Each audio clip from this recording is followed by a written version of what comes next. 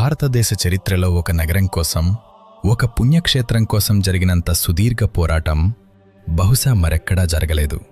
అది కేవలం ఒక ఆలయ నిర్మాణం కాదు, కోట్లాది భారతీయుల ఆత్మగౌరవానికి, వారి విశ్వాసానికి సంబంధించిన 500 ఏళ్ల నిరీక్షణ. 1528 నుండి 2024 వరకు అయోధ్య వీధుల్లో చిందిన రక్తం, కోర్టు గదుల్లో సాగిన వాదనలు, తరతరాలుగా కొనసాగిన పోరాటాల పూర్తి కథ ఇది.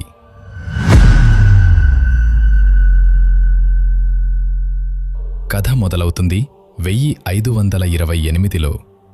మొఘల్ చక్రవర్తి బాబర్ సేనాని మిర్బాకి అయోధ్యలో ఒక మసీదును నిర్మించాడు.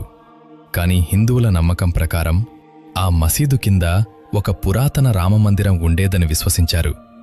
కాలక్రమేణా ఈ నమ్మకం చిన్న చిన్న ఘర్షణలకు దారితీసింది.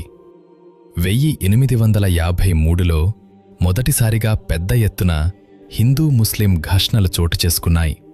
దాంతో బ్రిటిష్ ప్రభుత్వం ఆ ప్రాంతాన్ని 2 భాగాలుగా విభజించింది. లోపలి భాగం ముస్లింలకు, బయట భాగం హిందువులకు.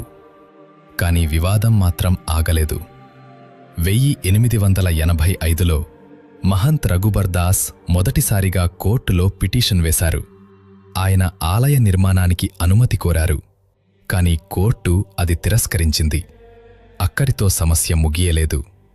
ఇంకా ప్రారంభమై 1949 డిసెంబర్ 22 రాత్రి చరిత్రను పూర్తిగా మార్చేసిన ఒక సంఘటన జరిగింది. మసీదు లోపల రామ్లల్లా విగ్రహాలు ప్రత్యక్షమయ్యాయి. ఈ వార్త ఒక్కసారిగా దేశమంతా వ్యాపించింది. వేలాది మంది భక్తులు అక్కడికి చేరుకున్నారు. పరిస్థితి ఉద్రిక్తంగా మారడంతో ప్రభుత్వం ఆ ప్రాంతాన్ని వివాదాస్పద ప్రాంతంగా ప్రకటించి తాళాలు వేసింది. ఇలా కేసు దశాబ్దాల పాటు కోర్టుల్లోనే కొనసాగింది. 1980లలో విశ్వ హిందూ పరిషత్ ఈ ఉద్యమాన్ని ప్రజల్లోకి తీసుకువచ్చింది. 1986లో జిల్లా కోర్టు కీలక తీర్పిచ్చింది. హిందువుల పూజల కోసం తాళాలు తెరవాలని ఆదేశించింది.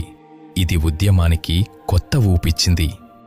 1990లో ఎల్కే అద్వానీ చేపట్టిన రథయాత్ర దేశవ్యాప్తంగా సంచలనం సృష్టించింది. వేలాది మంది కార్ సేవకులు అయోధ్యకు చేరుకున్నారు. ఉద్రిక్త పరిస్థితుల్లో కాల్పులు కూడా జరిగాయి.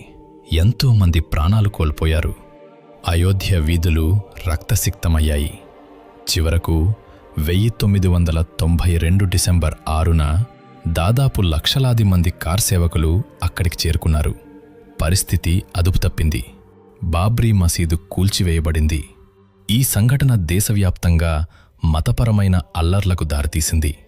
వేలాది మంది ప్రాణాలు కోల్పోయారు. దేశం ఒక్కసారిగా షాకు గురైంది. ఆ తర్వాత అసలు పోరాటం కోర్టుల్లో కొనసాగింది. భూమి యాజమాన్యంపై సుదీర్ఘ న్యాయ పోరాటం ప్రారంభమైంది. ఈ సమయంలో భారత పురావస్తు శాఖ అంటే ఏఎస్ఐ తవ్వకాలు చేపట్టింది.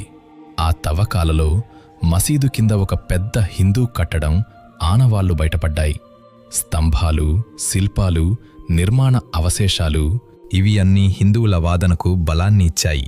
2010లో అలహాబాద్ హైకోర్టు భూమిని 3 భాగాలుగా పంచాలని తీర్పునిచ్చింది. కానీ ఎవరూ సంతృప్తి చెందలేదు. కేసు సుప్రీంకోర్టుకు చేరింది. చివరకు 2019లో రంజన్ గొగోయ్ నేతృత్వంలోని ధర్మాసనం చారిత్రాత్మక తీర్పునిచ్చింది. 2.77 ఎకరెకరాల భూమి హిందువులకే చెందుతుందని ప్రకటించింది. అక్కడ మందిర నిర్మాణానికి అనుమతి ఇచ్చింది. ఇది 500 ఏళ్ల పోరాటానికి ఒక పెద్ద మలుపు. 2020 ఆగస్టు 5న భూమి పూజ జరిగింది. దేశం మొత్తం ఆ క్షణాన్ని వీక్షించింది. 3 ఏళ్ల పాటు అహర్నిశలు శ్రమించి ఒక అద్భుతమైన ఆలయాన్ని నిర్మించారు. చివరకు 2024 జనవరి 22న ప్రధాని నరేంద్ర మోదీ చేతుల మీదుగా రామ్లల్లా ప్రాణప్రతిష్ఠ జరిగింది. 500 ఏళ్ల నిరీక్షణ, వేలాది మంది త్యాగాలు, దశాబ్దాల న్యాయ పోరాటం ఈరోజు ఒక గొప్ప విజయంగా నిలిచింది. అయోధ్యలో భవ్యమైన రామమందిరం వెలిసింది. ఇది కేవలం ఒక కట్టడం కాదు, ఇది విశ్వాసానికి ప్రతీక. ఇది భారతీయుల సంకల్పానికి నిదర్శనం. జై శ్రీరామ్.